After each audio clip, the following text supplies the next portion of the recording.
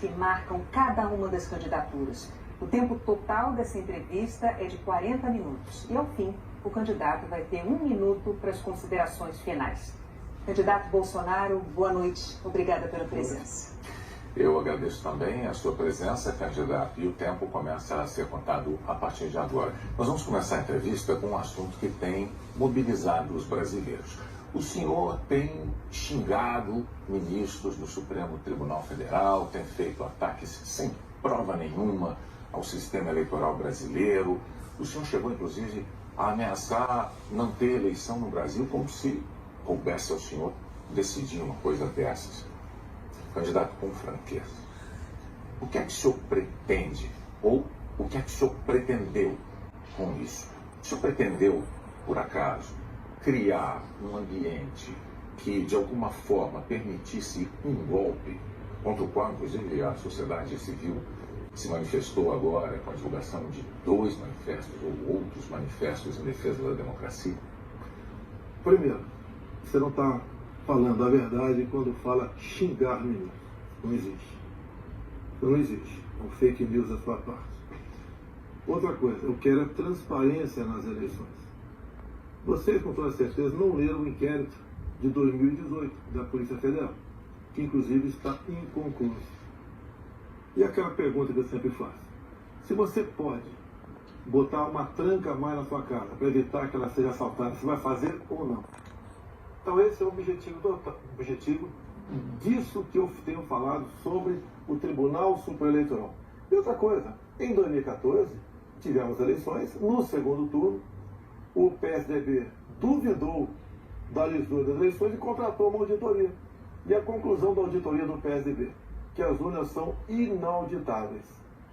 E só para ficar bem tranquilo aqui, mano, 2018 houve uma denúncia de fraude, e a senhora Rosa Weber determinou que fosse aberto um inquérito pela Polícia Federal para apurar a fraude. Que, obviamente, se houve fraude, eu ganhei, quem falou se ganhou. A PF começou a apuração. E quem informou o que eu vou te falar aqui para a PF foi o Tribunal Superior Eleitoral.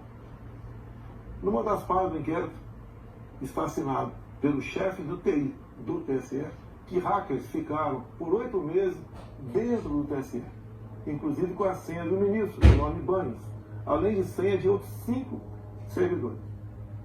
Imediatamente a Polícia Federal pediu os logs, as impressões digitais do que ocorreu nas eleições de 2018. O TSE podia ter informado no mesmo dia, mas 7 meses depois, o TSE informou que os logs haviam sido apagados.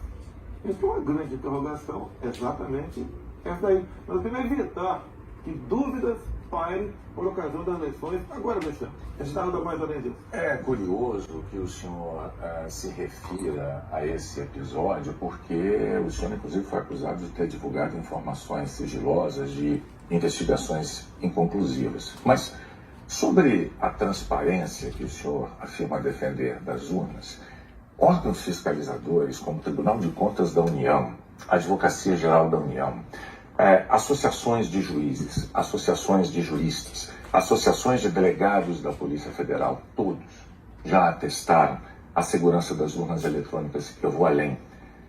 A transparência e a segurança das urnas eletrônicas tem sido motivo de orgulho da maioria da população brasileira. Agora, o senhor começou a sua resposta afirmando que eu tinha cometido fake news. Em nome da verdade, candidato, o senhor xingou o ministro do Supremo de canalha.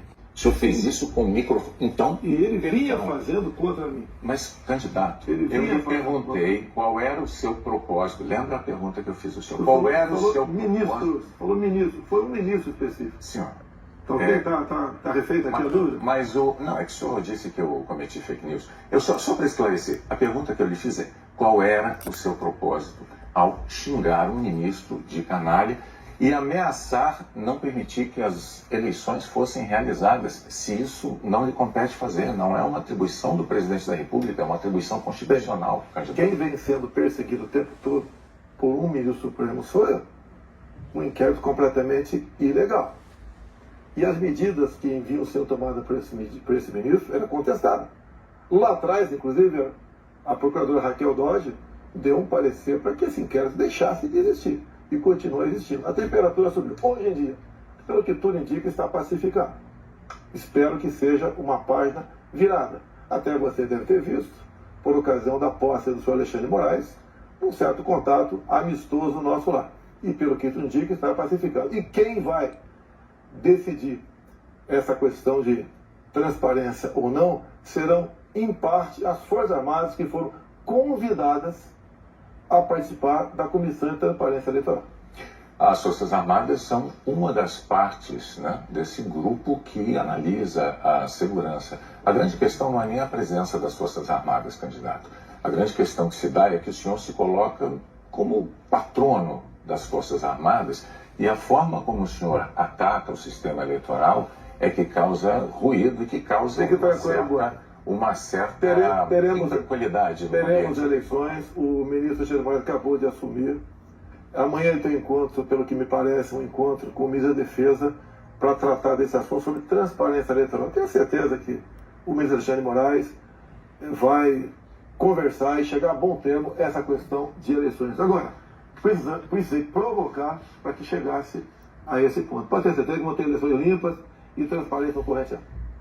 O senhor costuma dizer que defende a liberdade, mas a impressão que dá quando a gente vê manifestações de apoiadores seus é de que nem todos têm a mesma percepção daquilo que o senhor defende, porque é muito comum vermos apoiadores seus defendendo medidas absolutamente inconstitucionais, fechamento do Congresso, fechamento do Supremo Tribunal Federal, golpe militar, intervenção militar com Bolsonaro, essas coisas são ditas. Inclusive tem uma frase que é muito ouvida também nessas manifestações por parte desses grupos que é: eu autorizo. No entanto, o senhor não os desautoriza, candidato. Isso não é uma sinalização ruim dessa parcela de apoiadores? Você vê as manifestações nossas sem qualquer ruído, uma lata de lixo sequer virada nas ruas. Eu considero como liberdade de expressão. Essas, artigo 142. O que é artigo 142? É um artigo da Constituição, que eu não entendo a maneira como alguns pouquíssimos entendem. Quando alguns falam em fechar o Congresso, é liberdade de expressão deles, eu não levo para esse lado. Tá? E para mim isso aí faz parte da democracia. Eu não posso eu ameaçar fechar o Congresso. Isso, ou o Supremo Tribunal Federal. Então, Bonner, eu não vejo nada demais, vejo como liberdade de expressão, como alguns falam em AI-5, nem existe mais AI-5.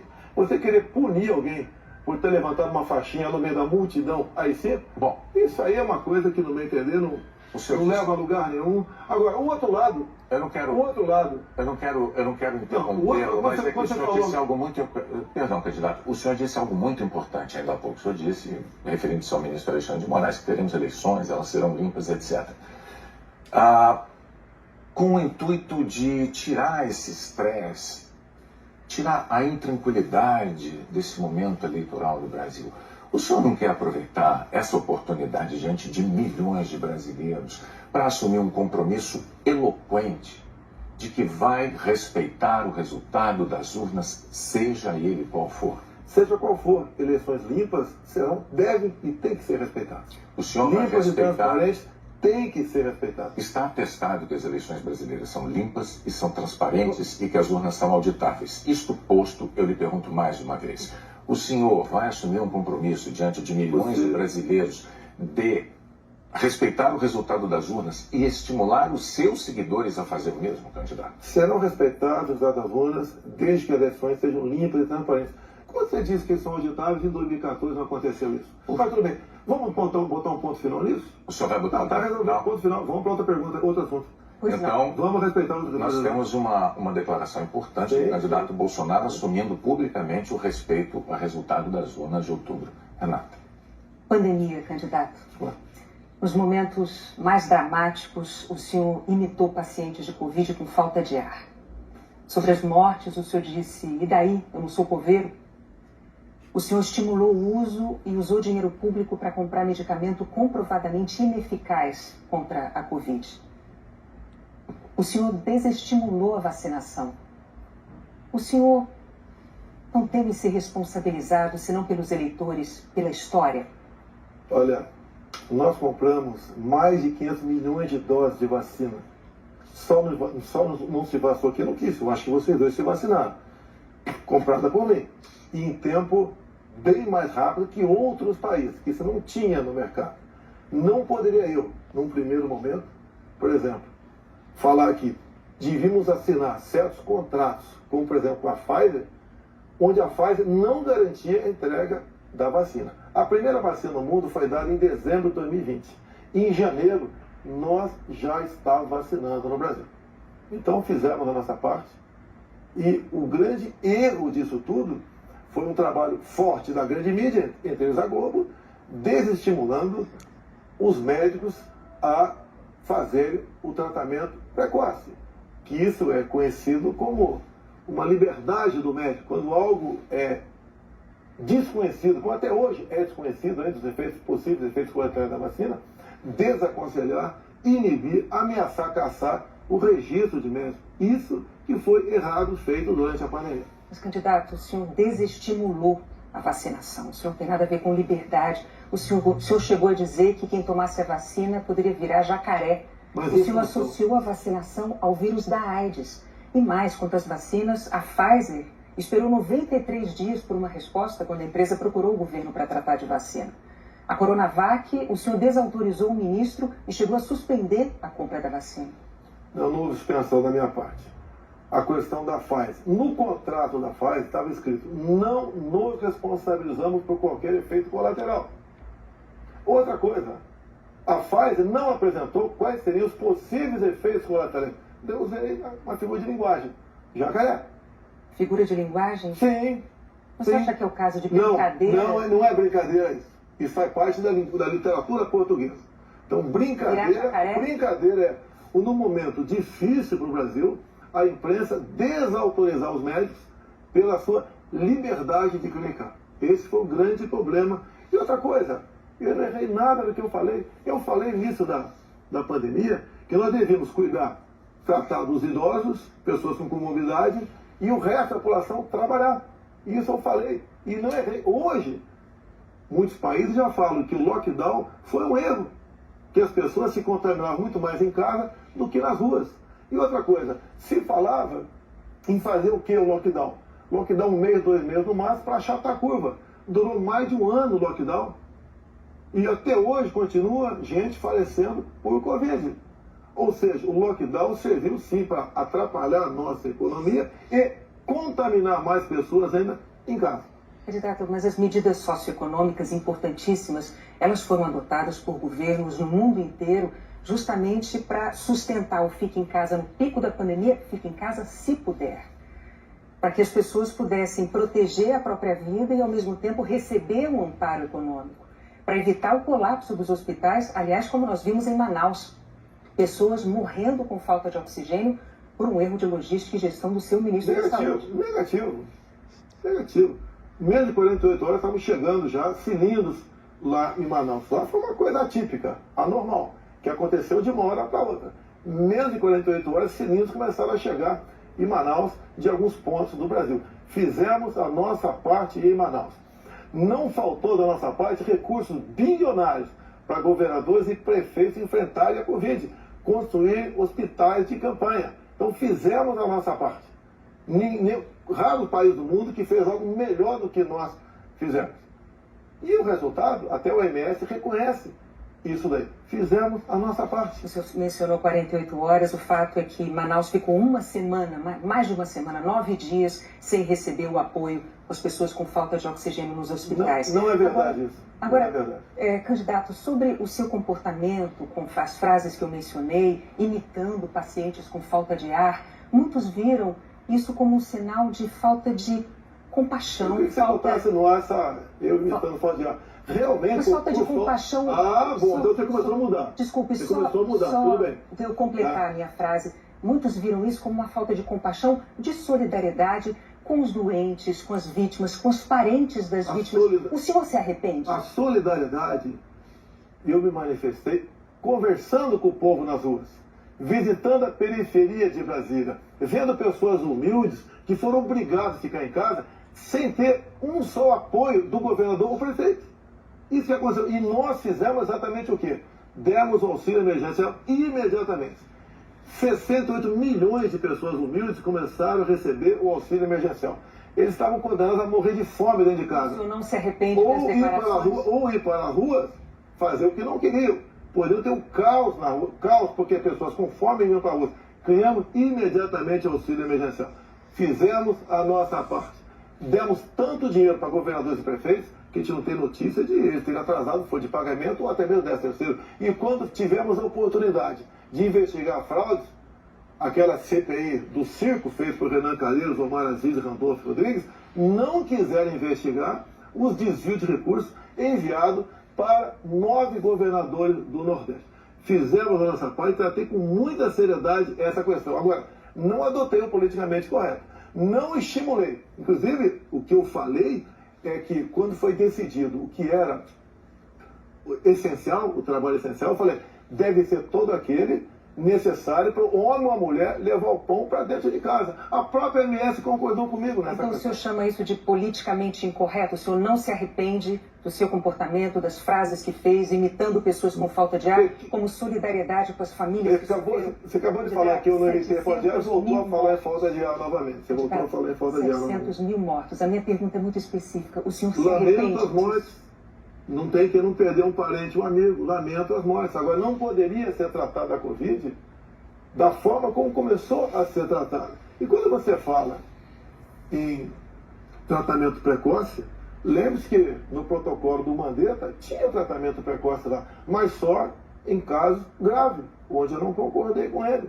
No início, o protocolo do Mandetta era vá para casa, quando sentir falta de ar, procura um hospital. Eu falei, procurar para quê se não tem remédio? E não tinha vacina também naquele momento. Bom, vamos falar de economia? Eu só queria observar, a Renata não retirou observação sobre o fato de o senhor ter imitado pessoas com falta de ar. Ela disse, não. Ela disse que o senhor imitou gente com falta de ar e que faltou também a solidariedade. Foram as duas coisas. Isso eu não respondi. Mas, candidato, o senhor já deixou claro que o senhor acha que mais brasileiros se contaminaram por ficar dentro de casa sem se expor. Não, o senhor disse isso. Nova York, mostra isso aí. O senhor disse isso. Então vamos agora para a economia. Dentro de casa do que fora de casa. Vamos para a economia. Vamos para a economia, que é um tema que o senhor também gostaria de abordar certamente. Em 2018, como candidato, o senhor disse assim, numa entrevista: eu sei do que é que o povo precisa. Inflação baixa, taxa de juros menor, dólar menor. Aí veio o seu governo, os juros básicos da economia dobraram, a inflação mais que dobrou, o dólar que estava em R$ 3,90 está em mais de R$ 5,00. É verdade que tudo isso se deu num cenário de pandemia e num cenário também de guerra na Ucrânia. Ocorre que esse cenário não mudou, não é? A pandemia não acabou, infelizmente, e a guerra da Ucrânia é uma realidade ainda. Pergunto, candidato, qual é o seu plano, uma vez reeleito, para cumprir num segundo mandato as promessas que o senhor fez em 2018 para a economia? Primeiro, as promessas foram frustradas pela pandemia, por uma seca enorme que tivemos no ano passado e também pelo conflito da Ucrânia com a Rússia. Se você pegar os dados de hoje, você vê o Brasil como talvez o único país do mundo com uma deflação. Um país onde vai ter uma inflação menor do que, por exemplo, a Inglaterra, menor que os Estados Unidos. Você vê também que a taxa de desemprego tem caído no Brasil. Os números da economia são fantásticos, levando-se em conta o resto do mundo.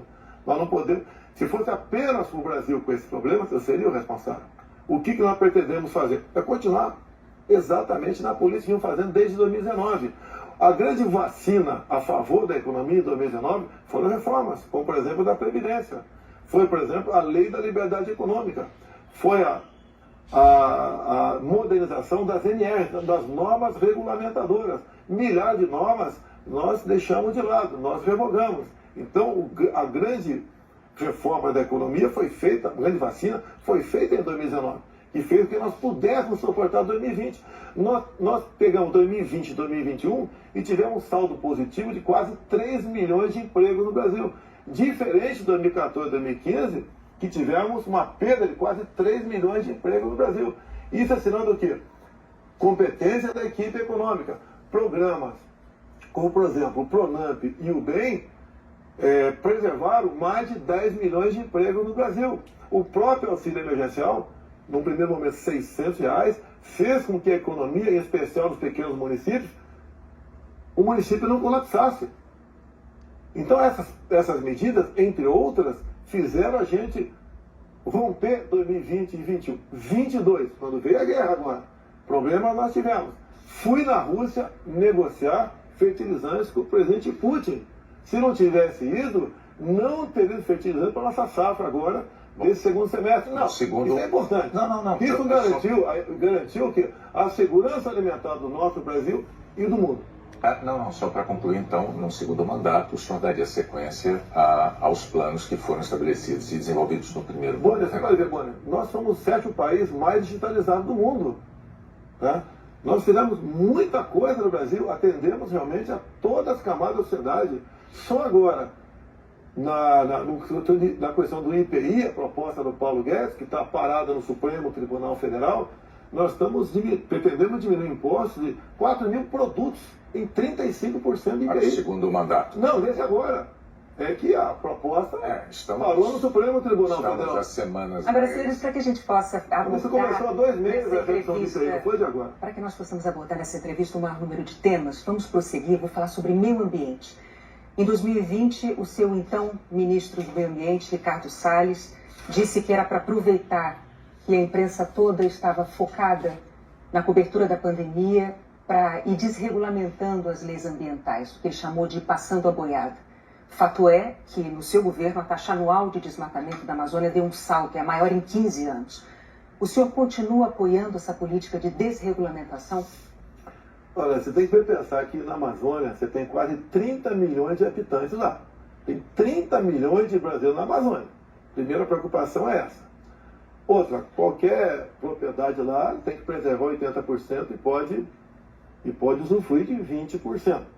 Eu tentei, nos primeiros 2 anos de mandato, fazer a regulação fundiária, para saber, por exemplo, qualquer local desmatado ou com foco de calor, de quem é o CPF daquela propriedade. O presidente da Câmara não colaborou para botar essa proposta avante. Agora, quando se fala em Amazônia, por que não se fala também agora na França, que há mais de 30 dias está pegando fogo? A mesma coisa está pegando fogo na Espanha e Portugal. Califórnia pega fogo todo ano. No Brasil, infelizmente, não é diferente. Acontece. Grande parte disso aí, alguma parte disso aí é criminoso, sei disso. Outra parte não é criminoso. É o ribeirinho que toca fogo ali na sua pequena... Uma coisa é incêndio natural, outra coisa é o desmatamento. Mas tem incêndio... O Pantanal Sul-Mato-Grossense é comum pegar fogo de forma espontânea. Agora, presidente candidato, a favor das críticas dos especialistas à sua política ambiental, tem os números. No seu governo, a taxa anual de desmatamento da Amazônia saltou de 7.500 km² em 2018 para 13.000 ano passado. O levantamento do MAP Biomas mostrou que 97% dos alertas de desmatamento emitidos desde 2019 não foram fiscalizados pelos órgãos responsáveis, 97%. Especialistas dizem que quando o senhor desautoriza, por exemplo, a destruição de equipamentos pelos órgãos fiscalizadores, ou quando o senhor desmonta órgãos como o IBAMA, o senhor está passando uma mensagem de incentivo a quem desmata ou garimpo ilegal. Primeira coisa, a destruição, como dá em lei, é se você não puder retirar o equipamento daquele local. O que vinha acontecendo, e ainda vem, infelizmente, é que o material pode ser retirado do local, porque se chegou lá, pode ser retirado. E há o abuso de uma parte. E como eu disse para você, tem locais... De qual parte? Tem locais na Amazônia ali que é permitido. Mas desculpe, eu não entendi. Abuso de qual parte do órgão fiscalizador? Sim, por parte do IBAMA. Sim. Por que, candidato? O que seria um Mas o seguinte, o que diz a lei? Na defesa da floresta. O que diz a lei? Um trator, por exemplo, você tem que tocar fogo se não puder retirar daquele local. O que muitas vezes o pessoal do IBAMA faz? Toca fogo mesmo podendo retirar o material de lá. Mas a quem interessa defender a posse de um trator utilizado para derrubar árvores na Amazônia, candidato? Mas não está derrubando árvore na Amazônia, está derrubando em áreas, muitas vezes... Mas a lei não fala se o local é permitido ou não. A quem interessa, candidato? A lei não fala. Tem sido destruído, vem ser destruído, a minha orientação é cumprir a lei. Nada mais além disso. Os órgãos fiscalizadores... Olha só, a Amazônia é do tamanho da Europa Ocidental. Ali dentro da Amazônia cabe uma Alemanha, cabe uma França, cabe uma Itália, cabe um Portugal, cabe um montão de países. Você pensa que fiscalizar, evitar que pegue fogo... Mas só para entender, então, sobre a desautorização dos órgãos fiscalizadores para destruir equipamento apreendido... Não desautoriza, mando cumprir a lei. A lei fala que se o material puder ser retirado de lá, assim como entrou, não é para ser destruído. Mas com que propósito mesmo? Eu não entendi. Cumprir a lei. Propósito, cumprir a lei. Faz lá dentro, eu tenho aqui uma aspa. Tem quase 30 milhões de pessoas que têm que sobreviver. Eu tenho aqui uma aspa que o senhor disse que não é para queimar nada, maquinário nem trator. Mas vamos adiante, o fato é que sobre o meio ambiente, em 2018, o mundo tinha uma visão sobre o compromisso ambiental do Brasil. Hoje, o mundo vê o Brasil como um destruidor de florestas. Num segundo mandato, o que o senhor vai fazer para mudar essa imagem? Primeiramente, destruidor de florestas. É uma mentira. Ninguém quer destruir floresta, né, por livre e espontânea vontade.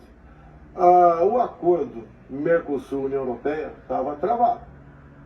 Com os problemas agora da guerra, Ucrânia, Rússia, a União Europeia quer acelerar o acordo conosco para o Mercosul. Dizer mais, a Alemanha está usando combustíveis fósseis. Por quê? Se eram os países que diziam que nós devíamos cada vez mais buscar aí energia limpa. Concordo com eles, mas a realidade é outra completamente diferente. Não é a realidade aquilo que aquilo que a gente acha que deve ser, é o que tem que ser. Países da Europa já estão em contato conosco, por exemplo, atrás do hidrogênio verde. O Brasil será uma grande potência fornecedora de energia hidrogênio verde. Como já temos acertado, né, no limite máximo, temos até o equivalente a 50 Itaipus na costa do Nordeste. E nós vamos exportar esse hidrogênio verde para a Europa toda. Ou seja, o Brasil é exemplo para o mundo. Você pega, está na minha frente por coincidência aqui, por exemplo, as áreas reservadas em países outros para a agricultura, não é pecuária, é agricultura. Somente a União Europeia é de 45% a 65%. Você pega países como a Alemanha, 56% para a agricultura. Você pega o Reino Unido, 63% para a agricultura. O Brasil preserva 2/3, 66% da sua área verde. O Brasil não merece ser atacado dessa forma. Porque, no fundo, há um interesse no agronegócio. É deixar o Brasil de lado. Agora, cada vez mais o mundo vê, uma própria presidente do OMC disse, há 2 meses, 3 meses atrás, disse o quê? Que o mundo sem o agronegócio do Brasil passa fome. Ou seja, a realidade é isso aí. Vamos ver se o Brasil consegue mudar essa imagem. Vamos tentar mudar, sim. Bom, vamos falar de política agora, candidato. Muito importante isso agora. Está também nas atenções por motivos claros. Em 2018, o senhor candidato à presidência, o senhor se apresentava como o candidato da antipolítica e o candidato contra o Centrão. Na convenção do seu partido, o general Heleno chegou a cantar se gritar, pega Centrão, não fica um, trocando a palavra ladrão por Centrão, etc. Isso ficou muito famoso. Hoje, a verdade é que o Centrão, ele é a base do seu governo. Na semana passada, quando o senhor estava saindo lá do Palácio da Alvorada, inclusive o senhor enfrentou lá um incidente com aquele youtuber que foi cobrar do senhor essa aliança do seu governo com o Centrão. Eu pergunto, por que eleitores como aquele, que se sentem traídos pelo senhor, acreditariam nas suas promessas de agora? Você está me estimulando a ser ditador. Eu, candidato? Você, porque o Centrão são mais ou menos 300 parlamentares. Se eu deixar de lado, eu vou governar com quem? Não vou governar com o parlamento. Então você está me estimulando a ser um ditador. São 513 deputados. 300 são de partidos de centro, pejorativamente chamados de Centrão. O lado de lá, os 200 que sobram, o pessoal do PT, PCdoB, PSOL, Rede. Não dá para você conversar com eles. Até eles não teriam número suficiente para aprovar sequer um projeto de lei comum.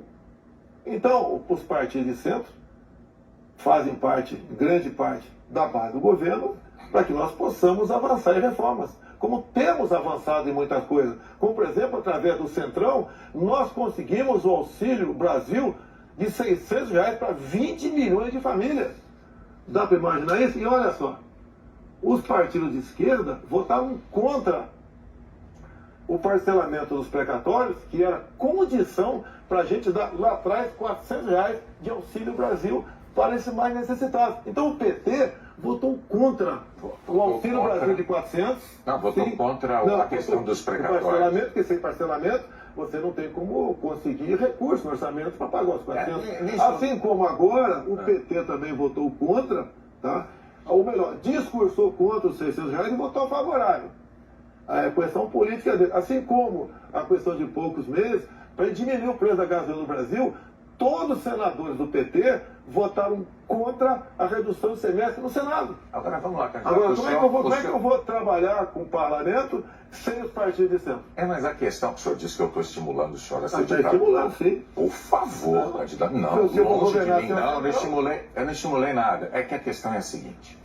Em 2018, o senhor chegou a dizer, até com propriedade, que governos anteriores tinham feito alianças com o Centrão.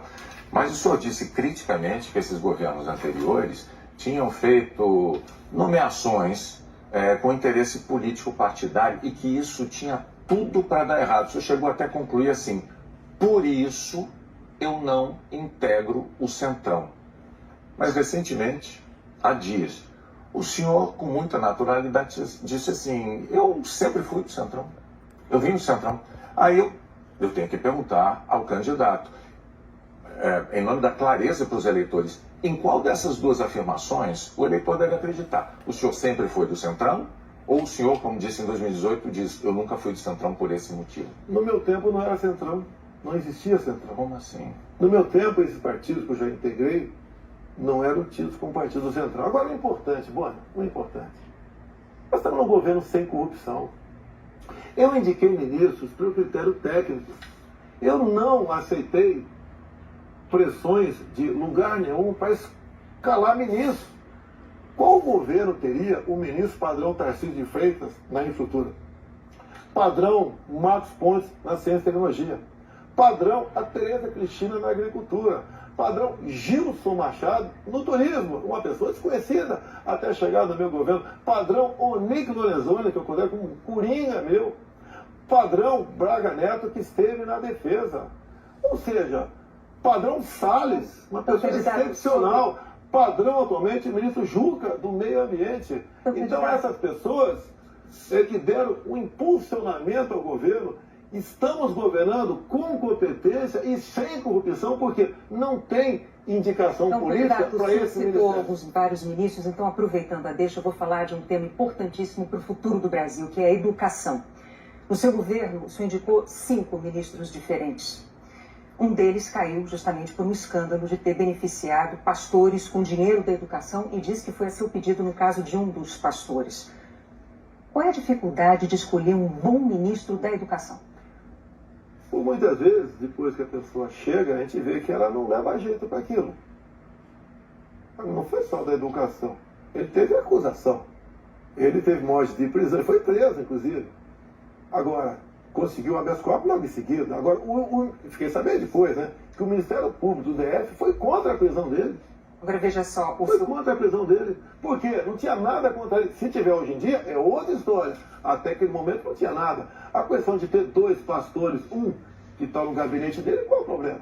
Agora, se ele faz besteira, e se essa pessoa... Agora, nós começamos a investigar o caso dos pastores. Não foi a Polícia Federal. Nós começamos a investigar com a CGU. Agora, só na área da educação, o primeiro-ministro escolhido pelo senhor caiu depois de 3 meses porque, por causa de um escândalo, pediu que professores gravassem slogans de campanha seu.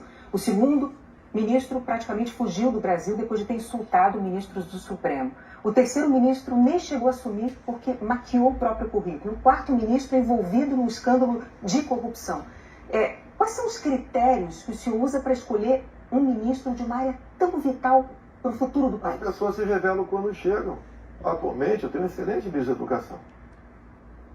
Acontece, igual um casamento, muitas vezes. Mas você concorda que essa alta rotatividade prejudica? O ideal era não ter vários? O ideal era não ter rotatividade nenhuma, mas acontece. Outros ministros foram trocados também. Bom, Por vários motivos. Agora, depois desse escândalo do MEC... que escândalo do MEC, Boni? A saída do ministro... Mas que a saída é escândalo, MEC? Não é escandaloso, candidato. Um ministro destinar dinheiro da educação para 2 pastores dizendo que o presidente da República indicou um deles. Cadê o duto cadê o duto do dinheiro vazando ali? Cadê o dinheiro? Candidato, Cadê não o dinheiro aparecido? Você não sabe? E está me acusando? Está acusando o ministro por isso?